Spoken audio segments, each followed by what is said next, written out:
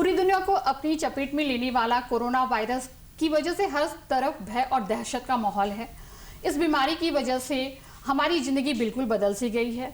लाखों लोगों की जानें चली गई, वहीं बड़ी संख्या में लोग बीमार हुए। चाइना से आई इस बीमारी की वजह से हम सभी अपने घरों में कैद होने के लिए मजबूर हो गए हैं। क्या बच्चे क्या बड़े सभी इस बीमारी से प्रभावित हुए। बड़े तो फिर भी अपने कामकाज में बिजी थे, लेकिन सबसे ज्यादा प्रभावित बच्चे हुए, क्योंकि लॉकडाउन की वजह से उनके स्कूल बंद हो गए, उनका दोस्तों से मिलना जुलना बंद हो गया, उनकी सोशल एक्टिविटीज बिल्कुल बंद हो गई और वे घर में कैद होकर रह गए। ऐसे में वे तनाव का शिकार होने लगे, क्योंकि उनके मन में डर था कि क्या मैं पहले की जैसा अपनी लाइफ को जी पाऊंगा या नहीं। और यही तनाव फिर धीरे धीरे एक डिप्रेशन का रूप लेने लगा और यह लक्षण ज़्यादातर 6 से 15 साल के बच्चों में देखने को मिल रहा है। तो कोरोना काल में बच्चों ने कैसे अपने मन के अंदर सवालों से जूझे, क्या क्या उनकी परेशानियां हैं और क्या क्या उनके मन में विचार चल रहे हैं, इन्हीं सब बातों पर हमारे साथ चर्चा में के लिए मौजूद है नीना अग्रवाल जी, जो क्लिनिकल साइकोलॉजिस्ट है। मैम, आपका हमारे कार्यक्रम में बहुत स्वागत है। थैंक यू, नमस्ते। इसके साथ ही साथ संजीवियर स्कूल के कुछ बच्चे हैं, इनके मन में भी बहुत सारे सवाल हैं। चलिए इनसे परिचय करते हैं, फिर जानते हैं कि इनके क्या क्या सवाल हैं जो वे नीना जी से जानना चाहेंगे। मैं संजीवियर स्कूल कक्षा 8 का छात्र हूँ। मेरा नाम हर्षित है। मेरा नाम अगस्त्य है, मैं कक्षा 7 से हूँ। मेरा नाम आदित्य नारायण है, मैं 10वीं कक्षा में हूँ। मेरा नाम उन्नत अग्रवाल है और मैं 10वीं कक्षा का एक छात्र हूँ। नमस्ते, मेरा नाम उजान गुहा है और मैं 10वीं कक्षा का छात्र हूँ। मैं संजीवियर स्कूल का विद्यार्थी सत्यम कुमार हूँ और मैं 10वीं कक्षा में हूँ। चलिए, बच्चों का परिचय हो गया। अब मैं नीना मैम से जानना चाहूँगी कि मैम कोरोना काल में बच्चों को क्या क्या परेशानियाँ हुई। एक तो कोरोना काल में न केवल बच्चे बल्कि बड़ों के साथ भी हुआ कि अचानक हम अपने अपने घरों में बंद हो गए और जो हमारी आज़ादी थी वो एक तरह से छिन गई। और दूसरी बात है, लोगों से मिलना, लोगों से बात करना, ये सब कुछ बंद हो गया, क्योंकि हर वक्त एक डर रहता था कि पता नहीं कौन इन्फेक्टेड हो, किस में क्या संक्रमण हो। और तीसरी चीज़ जो बहुत ज़रूरी थी, हम हर समय अपने घर में रहते थे, तो कहीं पर परिवार वालों के साथ हमारी क्लोजनेस तो बढ़ी, लेकिन कहीं पर वो थोड़ा सा नकारात्मक भी साबित हुआ। जी, तो मैम चलिए फिर बच्चों से जानते हैं क्या बच्चों के सवाल हैं। मुझे आजकल किताबों से ज़्यादा मोबाइल और लैपटॉप से पढ़ना ज़्यादा अच्छा लगता है, लेकिन इस वजह से मैं कभी कभार डिस्टर्ब हो जाता हूँ, डिस्ट्रैक्ट हो जाता हूँ इस वजह से, और मैं गेम्स खेलने लगता हूँ। इस वजह से मुझे अपने माता पिता से बहुत बार डांट भी पड़ती है। तो मुझे क्या करना चाहिए ताकि मैं अपना कंसंट्रेशन को बढ़ा पाऊँ, ठीक कर पाऊँ।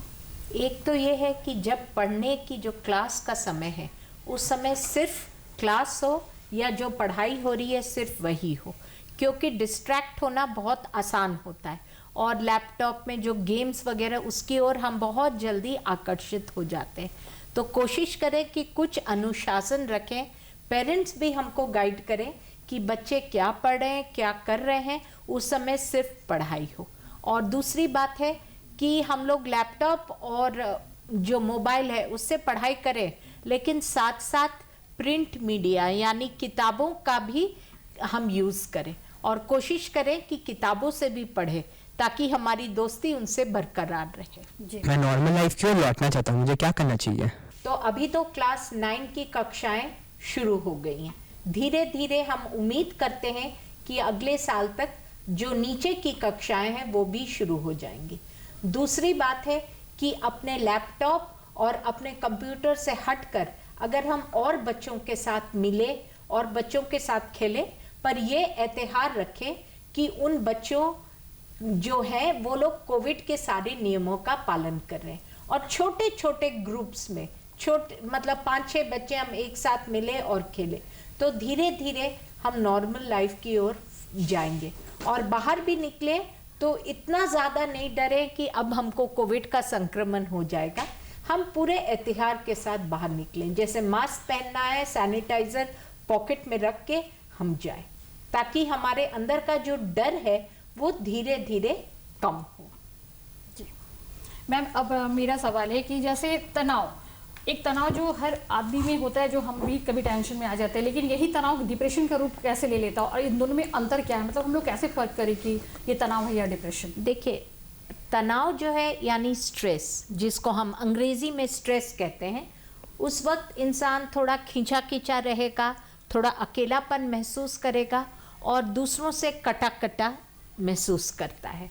लेकिन जब यही स्ट्रेस बहुत ज़्यादा हो जाता है तो किसी प्रकार के मेंटल प्रॉब्लम या साइकोलॉजिकल प्रॉब्लम की ओर बच्चे या बड़े बढ़ते जाते हैं। तो पेरेंट्स को भी बहुत ध्यान रखना, जो अभिभावक है उनको देखना है कि बच्चा मेरा सबसे बातचीत कर रहा है कि नहीं, सबके साथ घुल मिल रहा है कि नहीं, और तनाव की ओर कहीं बच्चा बढ़ तो नहीं रहा है। और यही तनाव बाद में जाकर के डिप्रेशन का रूप ले सकता है। जी, तो इन सारी बातों का ध्यान रखना जरूरी है पेरेंट्स को। बिल्कुल। मैम, ऑनलाइन क्लासेस और ऑनलाइन पढ़ाई की वजह से मुझे मेरी आंखों में काफ़ी प्रॉब्लम्स आ रही है मैम। इसी वजह से मैं हर वक्त टेंशन में रहता हूँ। तो मैम, ऑनलाइन क्लास और नॉर्मल पढ़ाई के बीच में ऐसे कैसा संतुलन बनाऊँ ताकि यह मेरी सेहत के लिए लाभदायक हो? एक तो ये है कि सिर्फ ऑनलाइन क्लास के दौरान ही आप स्क्रीन टाइम, जो हम बोलते हैं टीवी का स्क्रीन या कंप्यूटर का स्क्रीन देखें, बाकी समय हम स्क्रीन नहीं देखें। और हम कोशिश करें कि बाहरी हवा में जाएं और बाहर के बच्चों से या बाहर के वातावरण में इंटरैक्ट करें। और अब क्लासेस जहाँ तक हो सके नोट्स बना करके या लिख करके अगर हम करेंगे तो हर वक्त हम स्क्रीन नहीं देखेंगे। कभी कभी मैं बहुत पॉजिटिव फील करता हूँ, लेकिन फिर जब कोरोना या से जुड़ी कोई भी खबर देखता हूँ तो उदास हो जाता हूँ और डर जाता हूँ। ऐसी परिस्थिति में मैं अपनी बोर्ड परीक्षा की पढ़ाई पर ध्यान नहीं दे पाता हूँ। इसका समाधान कैसे किया जाए? देखिए, अब तो हम लोगों को कोरोना के साथ जीना सीखना है कि ये हमारी जीवन का एक अभिन्न अंग बन गया है। कभी थोड़ा ज़्यादा होगा, कभी कम।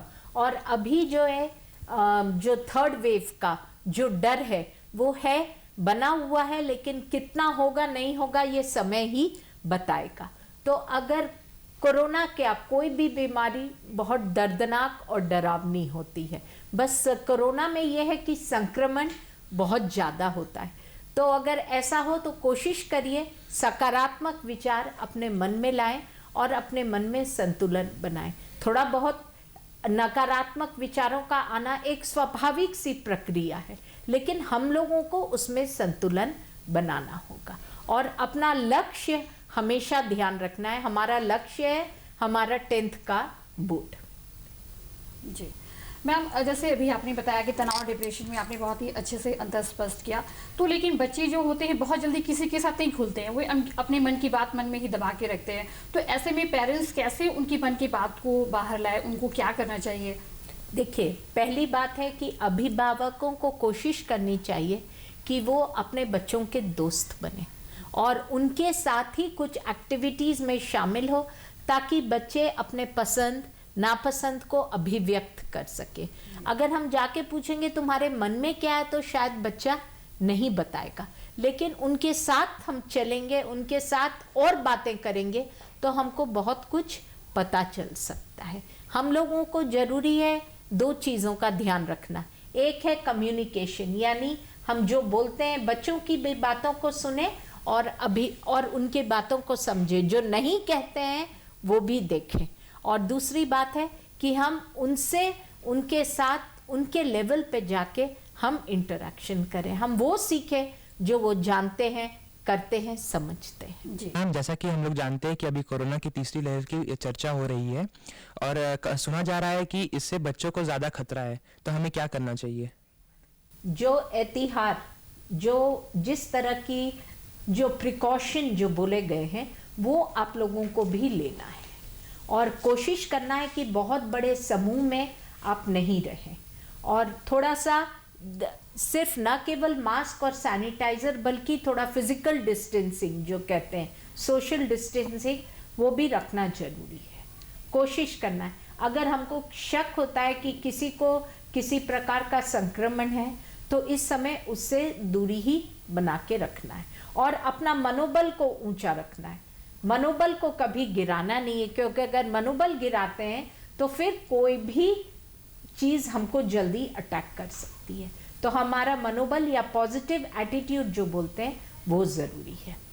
धन्यवाद मैम। मैम आजकल मुझे अपना फ़ोन और सोशल मीडिया चेक करने की आदत से लग गई है, तो मैं इस आदत से छुटकारा पाने के लिए क्या कर सकता हूँ? देखिए, फ़ोन और सोशल मीडिया ये सब चीज़ें हैं, अभी आप अपने फ्रेंड्स से नहीं मिल रहे हैं और यही एक तरीका है जब आप कम्युनिकेट करते हैं दूसरे लोगों से।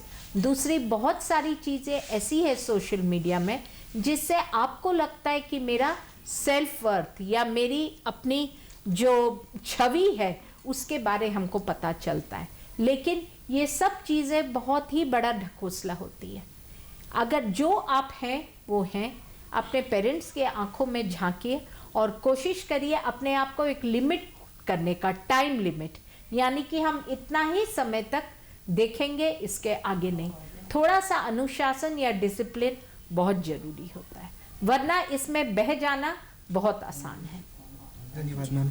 मैम, जैसे अभी उसने पूछा कि ऑनलाइन की वजह से बच्चों की तरफ से क्वेश्चन निकल के आए कि ऑनलाइन स्टडी हार्मफुल है या फिर फ़ायदेमंद है, तो मैं भी ये जानना चाहूँगी कि ऑनलाइन जब बच्चों को माता पिता दे देते हैं कि चलो आप ऑनलाइन क्लासेस कर रहे हो, तो धीरे धीरे ये उनकी लत बन जाती है। तो ये अगर लत ना बने तो इसके लिए माता पिता और बच्चों दोनों को किन चीज़ों का ध्यान रखना चाहिए? एक तो मैं अपने आप को दोहराना नहीं चाहूँगी, पहले तो बच्चों को कोशिश करना है कि एक तरह के अनुशासन में ही रहे। जिस तरह से स्कूल के समय उठते थे उसी समय उठे, रात को देर रात तक गेमिंग या कुछ और एक्टिविटीज़ ऑनलाइन नहीं करें। और दूसरी बात है कि अभी जो है ऑनलाइन स्टडीज़ वो एक तरह से मजबूरी भी है स्कूलों की, लेकिन जो स्टडीज़ होती थी, आप लोगों से मिलते जुलते थे, लोगों से बात करते थे, उसका कभी भी ऑनलाइन स्टडीज़ मुकाबला नहीं कर सकती हैं। मैम, ये तो हो गई बच्चों की बात, लेकिन पेरेंट्स कैसे मॉनिटर करें कि बच्चे सिर्फ पढ़ाई ही करें, उनको आदत ना लगे? तो पेरेंट्स इन किन चीज़ों का ध्यान रखें ताकि बच्चे को लत ना लगे? सबसे पहले मेरा बच्चा सिर्फ पढ़ाई ही कर रहा है और कुछ नहीं, इस चीज़ की जानकारी हमको होना चाहिए। दूसरे है कि ऑनलाइन में वो क्या कर रहा है उस चीज़ की भी जानकारी। और अगर बच्चा भटक भी गया तो पेरेंट्स का ये फ़र्ज़ है कि उसको प्यार से समझाएं और बोलें कि देखो ये इस समय होता है, लेकिन इसमें प्लीज़ घुसो नहीं, वरना एक बार घुसते जाओगे ऑनलाइन मीडिया में तो फिर उसका निकलने का कहीं कोई अंत नहीं। तो एक तरह से पेरेंट्स को भी बच्चों पे मॉनिटर करनी होगी ताकि वे इधर उधर गलत साइट ना देखें, हाँ। स्टडी पे ही कॉन्सेंट्रेट। बच्चे तो मासूम होते हैं जी। और वो कहीं भी भटक सकते हैं, पर हम लोगों को ध्यान रखना होगा कि वो कहाँ जा रहे हैं और क्या कर रहे हैं। जी मैम, मेरा एक दोस्त है आशीष यश, वो आजकल बहुत अकेलापन महसूस कर रहा है। वह लोगों से मिलना भी पसंद नहीं करता है, तो उसे क्या करना चाहिए? पहले तो उसे किसी से बात करनी चाहिए। हम ये नहीं कहते हैं कि किसी मनोचिकित्सक के पास ही जाओ। अगर आपके कोई दोस्त हैं, परिवार में ऐसा है जिसके ऊपर वो भरोसा करता है, तो उसके पास जा सकता है, उनसे बात कर सकता है। और उसके बाद फिर अगर बहुत सीरियस प्रॉब्लम है तब किसी से परामर्श लेनी चाहिए। मुझे आजकल घर में रह रहकर अपने मम्मी पापा की छोटी छोटी बातों पर गुस्सा आ जाता है, तो मैं अपने आप को खुद को शांत कैसे कर सकता हूँ? देखिए, पहले भी मैंने कहा था कि जब परिवार वाले इतने क्लोजली कभी नहीं रहे हैं और अचानक 24 घंटे एक दूसरे की शक्लें देखनी होती है तो थोड़ा सा तो तनावपूर्ण होता ही है। तो अगर आपको माँ बाप की किसी बातों का बुरा लगता है या चिड़चिड़ापन लगता है तो कोशिश करिए कि अकेले में उन चीज़ों को हम देखें कि क्यों ऐसा हो रहा है। क्या वो मेरे चिड़चिड़ेपन के कारण है या माँ बाप के किसी हरकत की वजह से है? तो हम कोशिश करें कि थोड़ा सा घर में ही कुछ स्पोर्ट्स एक्टिविटी करें, कुछ भी शारीरिक व्यायाम करें और लोगों अपने दोस्तों से थोड़ा सा बातचीत करें ताकि मेरा तनाव थोड़ा सा कम हो जाए। क्या आपके पास कोई ऐसे केस आए कि जिसमें कोविड की वजह से बच्चे ने अपने पेरेंट्स को खो दिया है, तो जब ऐसी सिचुएशन में जब वो आपके पास आए तो उस वक्त उसकी मन की स्थिति क्या थी और अभी जब उसने मूव ऑन कर लिया तब उसमें क्या फ़र्क है? देखिए, तुरंत अगर किसी भी आप माँ बाप को खोते हैं तो बच्चे के लिए बहुत ज़्यादा एक सेटबैक होता है या बच्चे के लिए बहुत ज़्यादा दुखदाई होता है। तो शुरुआत में देखा है कि बच्चे जब उनके पेरेंट्स किसी का लॉस हुआ है तो बहुत ज़्यादा उनको साइकोलॉजिकल प्रॉब्लम्स भी हुई है, लेकिन समय के साथ शायद हम सब जीना सीख लेते हैं। तो समय के साथ लोग जानते हैं कि हमको नए परिवेश में अपने आप को ढालना है। और दूसरा है, अगर किसी तरह का एक्सीडेंट हुआ है तो किसी ना किसी को तो उसकी क्षति होती ही है। तो बच्चे भी शायद ये सीख लेते हैं कि अब इसके आगे भी जीवन है और जो हुआ बहुत बुरा था लेकिन आगे भी जीना है। जी। तो मैम जैसे कोरोना के पहले भी बच्चों के केस आपके पास आते होंगे और कोरोना के बाद भी आ रहे हैं, तो इसे आप कैसे देखती हैं? मतलब उस वक्त कौन से प्रॉब्लम थे कोरोना के पहले और कोरोना के बाद, तो किन सारे प्रॉब्लम्स में बढ़ोतरी हुई है? एक तो बच्चों में ये अकेलेपन की परेशानी, और दूसरा है वो लोग सोशल मीडिया में कुछ साइट्स में एंटर करते हैं, शायद वो इतनी छोटी उम्र में नहीं करते, पर अपने मन लगाने के लिए, अपने अकेलेपन को दूर करने के लिए ये सब कर रहे हैं। तो कहीं पर मोबाइल अगर अच्छा है तो कहीं उसका एडिक्शन भी हो जा रहा है। और जो बहुत अच्छे बच्चे थे उनको भी, मतलब जो इन चीज़ों से दूर रहते थे, अच्छे का मतलब है जो इन चीज़ों में बहुत ज़्यादा पड़े नहीं थे, उनको भी एडिक्शंस हो रहे हैं। तो ये कोरोना की देन बोलिए, अभिशाप बोलिए, लेकिन ये हो रहा है। और शुरुआत में इन चीज़ों, एडिक्शंस तो शुरू में भी थे लेकिन कमी थी, इन नंबर्स में इजाफा हुआ। तो जैसे मैम, जैसे माता पिता बच्चों से तो डेली ही मिलते हैं, तो ऐसा होता है कि जैसे आप मनोचिकित्सक है तो आपको समझ में आ रहा है कि वो बीमार है, तो ऐसे में पेरेंट्स कैसे पहचाने कि उनका बच्चा मानसिक रूप से बीमार है? तो क्या सिम्टम्स है और किन चीज़ों का ध्यान रखना चाहिए ताकि माता पिता को पता चल सके? देखिए, एक तो ये है कि माता पिता को खुद महसूस हो जाता है कि मेरे बच्चे की जो नॉर्मल एक्टिविटीज़ हैं उसमें फ़र्क आ रहा है, नींद में, भूख में कमी आ सकती है, और दूसरा है बच्चा अगर दूसरों से कटा रहता है। तो ये सारे सिम्टम्स है कि बच्चा कहीं दूर भाग रहा है। अब क्यों दूर भाग रहा है वो हमको समझना है कि वो किस विकार का शिकार हो रहा है। तो ऐसे में पेरेंट्स क्या करें कि बच्चों को उस ओर ध्यान हटा के और फिर अपनी तरफ आकर्षित करें या फिर उसको उस सिचुएशन से निकालें? एक तो पेरेंट्स की सकारात्मक सोच बच्चों के साथ बहुत ज़्यादा मायने रखती हैं, और बच्चे और पेरेंट्स जो है बच्चों के साथ ज़्यादा से ज़्यादा समय स्पेंड करें। और एक चीज़ और है कि इस कोरोना के काल में हमको अपने बच्चे मिले हैं, तो हमको लगता है इस मौका को गंवाना नहीं चाहिए। जी। और मैम जैसे तीसरी लहर की बात हो रही है और तीसरी लहर बच्चों के लिए ही हार्मफुल है, तो ऐसे में बच्चे भी डरे हुए हैं और पेरेंट्स भी डरे हुए हैं, तो कैसे वो बच्चों को मतलब बाहर छोड़े, क्योंकि सोशल एक्टिविटीज़ भी ज़रूरी है। 2 सालों से बच्चे घर में बंद है, उनके सीखने की क्षमता कम हो गई है, वे मिलने जुलने में भी कतरा रहे हैं, तो इसके लिए पेरेंट्स को क्या करना चाहिए? देखिए, थोड़ा होप के साथ, थोड़ी हम बोले सकारात्मकता के साथ बच्चों को हिम्मत देते हुए थोड़ा सा बाहर निकालें। पर हाँ, हम सारे जो कोविड के नियम हैं उनका पालन करें। जी। तो इन सारी चीज़ों को ध्यान में रख के फिर अपने बच्चों को आप आगे बढ़ा सकते हैं। तो मैम जैसे कोई ऐसे केस आपके पास आए हुए हो बच्चों से रिलेटेड जो हमारे साथ शेयर करना चाहेंगे, जो बच्चों के लिए भी लाभदायक है और पेरेंट्स के लिए भी? एक चीज़ है जो मैंने महसूस किया है, वो क्या है कि आजकल बच्चे जो हैं अपने नज़रों को या अपने आप को तौलते हैं अपने सोशल मीडिया अकाउंट से, कि हमको कितने लाइक्स मिले, मेरी पिक्चर्स किसने देखी, और ये चीज़ बच्चे क्या बड़े भी और जरा सी बात पे सेल्फी लेके डाल देते हैं। तो आई थिंक हमको उस सेल्फी से हट के सेल्फ के अंदर जाना चाहिए, और हमको आंकने वाला या मुझे आंकने वाला मैं ही सबसे बड़ा हूँ और मेरे पेरेंट्स। आई थिंक मेरे पेरेंट्स से बढ़कर कोई भी हमारा हितैषी नहीं होगा, भले ही सोशल मीडिया में कितने नेगेटिव भी हों और लाइक्स भी हों। तो बच्चों को थोड़ा इंट्रोस्पेक्ट जो हम बोलते हैं वो करना चाहिए, थोड़ा सा, बहुत ज़्यादा नहीं, जो जिससे संभव है। और हर बच्चा, मेरी नज़र में हर बच्चा यूनिक होता है, हर बच्चे में अपनी कुछ ना कुछ पोटेंशियल होती है। जी। कोई ज़रूरी नहीं है कि बहुत मार्क्स मिले, लेकिन हर बच्चा यूनिक होता है।